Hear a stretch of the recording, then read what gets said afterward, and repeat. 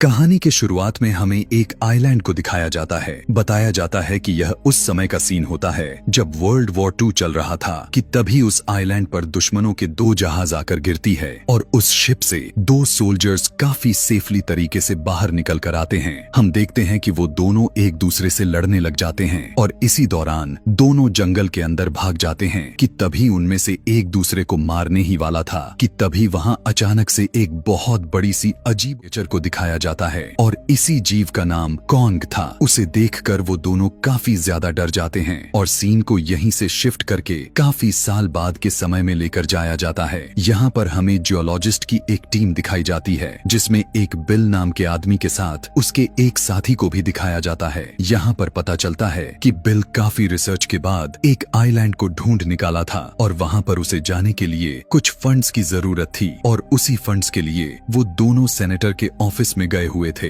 ये उसी आइलैंड की बात कर रहा था जो मूवी के स्टार्टिंग सीन में हमें दिखाया गया है। उसका यहाँ पर कहना था कि वो आइलैंड बहुत ही पुराना है और उस पर बहुत ही अजीब अजीब तरह के पुराने और बहुत ही बड़ी क्रिएचर रहते हैं, लेकिन अभी तक दुनिया उनके बारे में कुछ भी नहीं जानती। तो क्यों ना बिना देरी किए हम ही उन्हें ढूंढ लें। सेनेटर को यह प्लान बिल्कुल भी अच्छा नहीं लगता और यहाँ उसे फंड देने से साफ साफ मना कर देते हैं, लेकिन बिल उन्हें फोर्स करने लगता है कि पूरी दुनिया इवन रसिया भी इस आइलैंड को क्लेम करना चाहता है, इसीलिए उससे पहले हमें वहाँ पर जाना चाहिए। यह सुनने के बाद सेनेटर उसे वहाँ पर जाने के लिए परमिशन दे देता है और फंड्स भी। अब जाहिर सी बात है कि अकेला तो वो वहाँ पर जा नहीं सकता था, इसीलिए वो अपना एक टीम बनाता है जिसका वो खुद एक इंचार्ज होता है और साथ में बहुत सारे सोल्जर्स को अपने साथ रखता है, जिसमें हम एक मेजर को भी देखते हैं और उसने एक गाइड के लिए भी हायर किया हुआ था जिसका नाम जेम्स था और उन सभी चीजों को कैप्चर करने के लिए एक फोटोग्राफर लड़की भी थी जिसका नाम मेसन था। एक बार सभी लोग एक मीटिंग करते हैं और इन्हें बताया जाता है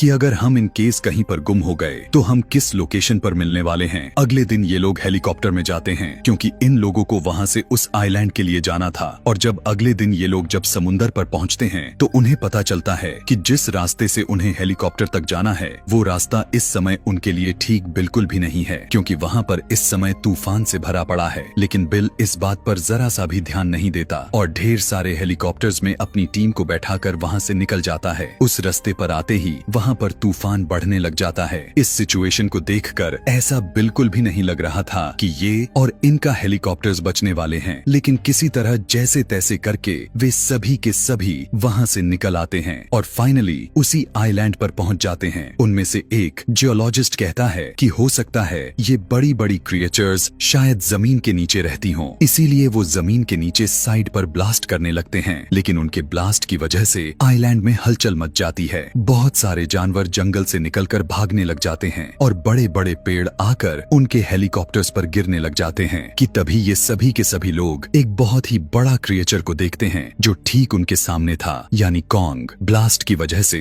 वो बहुत ज्यादा गुस्से में आकर इन पर अटैक करना शुरू कर देता है। यह देखने के बाद मेजर अपने सोल्जर्स को ऑर्डर देते हुए उस पर फायरिंग करने के लिए कहता है और जैसे ही वे सभी उस पर फायरिंग करना शुरू करते हैं तो वो गुस्से में पागल सा हो जाता है और इनके हेलीकॉप्टर्स के साथ साथ इन पर भी अटैक करना शुरू कर देता है, जिसकी वजह से काफी सारे सोल्जर्स अपने जान से हाथ धो बैठते हैं। यहाँ से ये सभी 2 ग्रुप्स में बढ़ जाते हैं। एक ग्रुप में आर्मी के लोग थे और दूसरे ग्रुप में जेम्स के साथ मेसन और बाकी के लोग थे। अब जबकि मेजर के काफी ज्यादा सोल्जर्स मर चुके थे तो वो बिल पर गन पॉइंट कर देता है और उससे पूछने लगता है कि आखिर तुम हमें यहाँ पर क्यों लेकर आए हो। तब बिल उससे कहने लगता है कि ये दुनिया, ये प्लेनेट दरअसल हमारा था ही नहीं। यहाँ पर तो काफी साल पहले जानवर रहा करते थे, इवन ऐसे ऐसे क्रिएचर्स जिन्हें हम अभी जानते भी नहीं हैं। यहाँ पर वो मेजर को बताने लगता है कि मैं एक दिन समुंदर में बोट पर सफर कर रहा था कि तभी उसी समय एक बहुत ही बड़े क्रिएचर ने हमारे बोट पर अचानक से अटैक कर दिया और सभी के सभी मारे गए सिवाय मेरे। और जब मैं वापस जाकर इस बारे में सब कुछ बताने लगा तब किसी ने भी मेरी बातों पर यकीन ही नहीं किया। तब मैंने उसी दिन से सोचा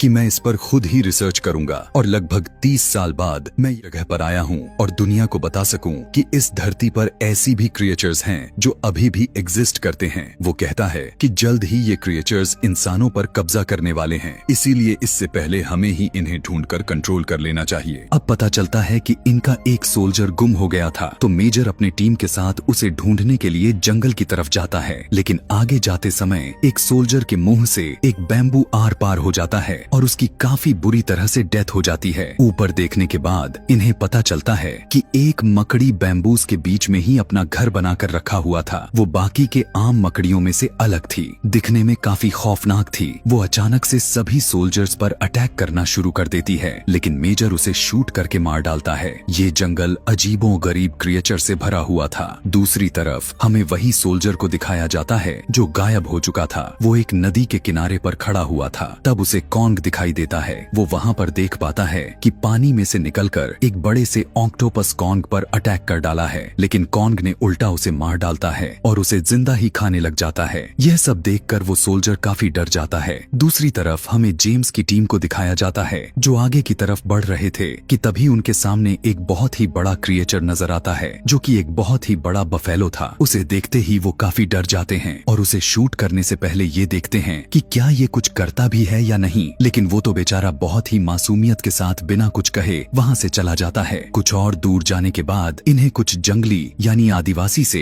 इनका पाला पड़ जाता है। उनमें से एक आदमी भी था जो कि इंग्लिश बोल सकता था। इनफैक्ट वो उन्हीं दो सोल्जर्स में से एक बचा हुआ सोल्जर था जहां हमें इस कहानी के शुरुआत में बहुत साल पहले का सीन दिखाया गया था। वो उन लोगों को उस कबीले के अंदर लेकर जाता है और उन्हें बताने लगता है कि कई साल पहले हम दो सोल्जर्स यहाँ पर फंस चुके थे और तभी से हम यहाँ पर रह रहे थे, लेकिन कुछ ही साल पहले उसके दूसरे साथी को एक स्कल क्रॉलर नामी क्रिएचर ने बहुत दर्दनाक तरीके से मार डाला और ये अजीबो गरीब क्रिएचर जमीन के ठीक नीचे ही रहता है और कौन का जानी दुश्मन है। वो उन्हें यह भी बताता है कि तभी से ये जमीन के नीचे ही रह रहे थे, लेकिन उस बॉम्ब की वजह से जो तुम लोगों ने जमीन के नीचे ब्लास्ट किया वो अब ऊपर आ चुके हैं। वो बताता है कि कॉन्ग हमारी हिफाजत करता है और अगर इसने कॉन्ग को कुछ कर दिया तो हमें कौन बचाएगा। जेम्स की टीम के पास बहुत ही कम समय बचा हुआ था उस जगह पर पहुंचने के लिए, तो वो बूढ़ा सोल्जर जो इन्हें मिला हुआ था इनसे कहता है कि पैदल जाने से कोई फायदा नहीं होने वाला है, इसीलिए मैं तुम्हें एक बोट देता हूँ। जिसके बाद ये सभी मिलकर उसे रिपेयर करने लग जाते हैं। इसी दौरान मेसन देखती है कि एक बफेलो पर एक बहुत बड़ा सा हेलीकॉप्टर गिरा हुआ है। वो उसकी हेल्प करने के लिए हेलीकॉप्टर को उठाने की कोशिश करने लग जाती है, लेकिन उससे ऐसा कहाँ होने वाला था कि तभी वहीं पर कॉन्ग आकर हेलीकॉप्टर को बड़ी आसानी से उठा लेता है और बफेलो की जान बचा लेता है। मेसन यहाँ पर कॉन्ग को देखकर डर जाती है, लेकिन फिर वे सोचने लग जाते हैं कि जो जानवरों के लिए इतना रहम दिल हो सकता है तो वो कैसे किसी पर जुल्म कर सकता है। अब दूसरी तरफ उसी गायब हुआ सोल्जर को दिखाया जाता है।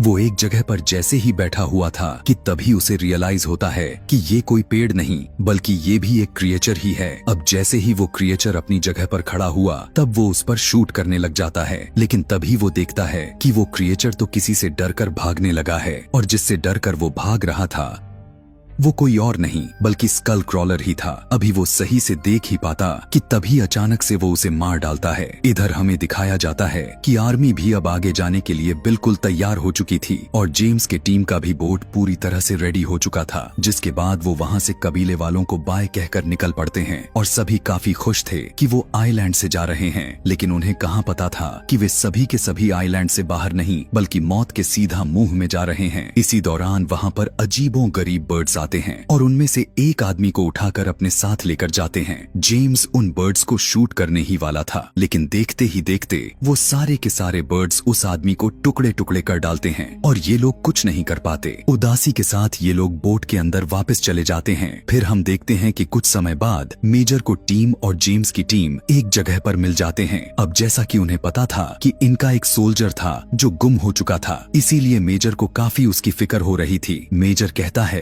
कि हमें उसे ढूंढने के लिए वेस्ट में जाना पड़ेगा, लेकिन तभी वो बड़ा सोल्जर इन्हें कहने लगता है कि नहीं, वहाँ जाना बिल्कुल भी सेफ नहीं है और वो हमें जान से मार डालेगा। मेजर किसी का भी नहीं सुनने वाला था और जेम्स से कहता है कि मेरे साथ चलो। अब ये सभी मिलकर एक जगह पर जाते हैं। वहाँ आते ही उन्हें नजर आती है कि यहाँ पर बहुत सारे स्केलेटन और हड्डियां डिग्रेड होकर फॉसिल फ्यूल बन गए थे। उनके से एक आदमी सिगरेट पीकर जैसे ही नीचे फेंकता है जिसकी वजह से आग लग जाती है और बहुत ही बड़ा धमाका धमाका होता है, जिस धमाके की वजह से आसपास के स्कल क्रॉलर जाग जाते हैं और सभी पर अटैक करने लग जाते हैं, जबकि बदले में वे सभी उस पर फायरिंग भी करते जा रहे थे। लेकिन मजाल उनका कुछ बिगड़े कि तभी एक क्रिएचर के मुंह से एक स्कल निकलकर बाहर आता है, जिसमें उसी सोल्जर का लॉकेट था जो गायब हो चुका था। इसीलिए जेम्स समझ जाता है कि अब वो इस दुनिया में नहीं है, लेकिन अब तो ये यहाँ से भाग भी नहीं सकते थे, क्योंकि चारों तरफ स्कल्स ही स्कल्स भरे पड़े थे। और अब क्योंकि वहाँ पर ग्रीन कलर की गैस भी फैल चुकी थी और उनको मार पाना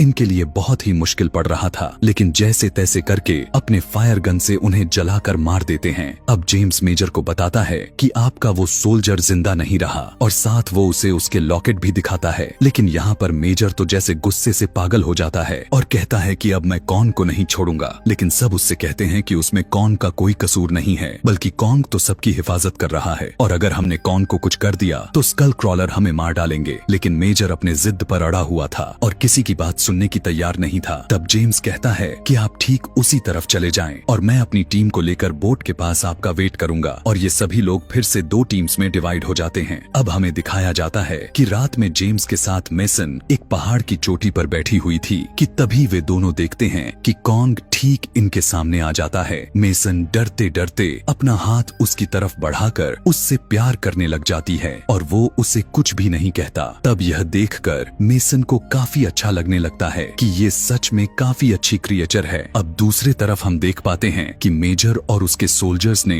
नदी के किनारे पर बहुत सारे बॉम्ब्स को लगा दिए हैं। ब्लास्ट की वजह से कॉन्ग वहां पर आ जाता है और उन सोल्जर्स को मारना शुरू कर देता है, क्योंकि कॉन्ग के हिसाब से ये प्लेनेट को खराब कर रहे थे। लेकिन आग इतनी ज्यादा मात्रा में था कि वो खुद जलकर बेहोश हो जाता है। यहाँ पर मेजर अपने सोल्जर्स को और भी बॉम्ब ब्लास्ट करने का ऑर्डर दे देता है, लेकिन तभी उसी समय जेम्स वहां पर आ जाता है और उसे समझाने लगता है कि हम कॉन्ग की वजह से ही अभी तक बचे हुए हैं और कॉन्ग हमारा दुश्मन नहीं है। मैं तुम्हें आखिर कैसे समझाऊं? लेकिन मेजर अभी भी नहीं मानता। वो कहता है कि ये जब दुनिया यानी पूरा प्लेनेट अर्थ ही हमारा है तो हम ही सबसे ऊपर रहेंगे और इन्हें मर जाना ही बेहतर होगा। लेकिन जेम्स के काफी समझाने के बाद वो अपनी गन को जैसे ही रखने वाला था कि तभी वहीं पर एक बहुत ही बड़ा स्कल क्रॉलर आ जाता है। वो जैसे ही इन पर अटैक करने ही वाला था कि तभी कॉन्ग भी होश में आ जाता है और खड़ा हो जाता है। यह देखकर मेजर उन्हें फौरन ऑर्डर देता है कि अब बॉम्ब्स को एक्सप्लोड कर दिया जाए। लेकिन कॉन्ग और स्कल क्रॉलर दोनों में एक जबरदस्त फाइट शुरू हो जाती है और बाकी के लोग बोट की तरफ चले जाते हैं। इनमें लड़ाई इतनी लंबी तक चलती है कि सुबह हो जाती है। अब दूसरी तरफ सोल्जर्स स्कल क्रॉलर पर फायरिंग कर रहे थे और वो कॉन्ग को छोड़कर उनकी तरफ बढ़ने लग जाता है। कॉन्ग को देखते हैं जो अब जख्मी के साथ पानी में गिरा हुआ था, जो बड़े से चेन में फंस चुका था, कि तभी एक सोल्जर अपनी जान की कुर्बानी देने के लिए वो सभी बॉम्ब्स को अपने साथ बांध लेता है और स्कल क्रॉलर के सामने जाकर खड़ा हो जाता है और सोचने लगता है कि अगर ये मुझे खा लेगा तो ये सारे बॉम्ब्स उसके पेट में ही एक्सप्लोड हो जाएगा और ये मर जाएगा। लेकिन ये विशाल सा क्रिएचर भी काफी चालाक निकला। वो उसे अपनी पूंछ से इतनी जोर से मारता है कि वो पहाड़ के चोटी पर जाकर लगता है और बॉम्ब्स एक्सप्लोड होने की वजह से वो भी मारा जाता है और वो स्कल क्रॉलर बाकी के लोगों को मारने के लिए बढ़ने लगता है। लेकिन तभी कॉन्ग भी उठ खड़ा होता है और उसे काफी जोर से खींचता है और मेसन एक पहाड़ के चोटी पर चढ़कर फ्लेयर गन फायर कर देती है कि हेलीकॉप्टर्स को बता सके कि हम सभी यहाँ पर हैं। लेकिन वो नदी में ही गिर जाती है। इधर कॉन्ग अपनी पूरी ताकत लगाकर उस स्कल क्रॉलर से लड़ रहा था और अब कॉन्ग काफी गुस्से में भी आ चुका था। इस सीन को देखकर ऐसा लग रहा था कि अब स्कल क्रॉलर नहीं बचने वाला है और कुछ ऐसा ही होता है। कॉन्ग उस क्रिएचर यानी स्कल क्रॉलर की जुबान को सीधा बाहर खींच देता है और उसके बॉडी को काफी बुरी तरह से चीर फाड़ कर उसे खत्म कर देता है, जिसके बाद वो मेसन को पानी से निकालता है और इंसानों के पास छोड़ देता है। जिसके बाद ये बचे हुए लोग साथ में मिलकर वापस अपने शहर के लिए चले जाते हैं। अब आते ही ये कंपनी जो आने वाले क्रिएचर्स को अपने कंट्रोल्स में रखना चाहती थी, जेम्स और मेसन को हायर कर लेती है। हम यहाँ पर देखते हैं जो वो बूढ़ा सोल्जर जो आज से 30 साल पहले उसी आइलैंड पर गुम हो चुका था, अब वो भी वापस आ चुका था और अपनी बीवी और अपने बेटे से मिलता है और बहुत ही खुश हो जाता है। और यहीं पर यह कहानी खत्म हो जाती है। Thanks for watching.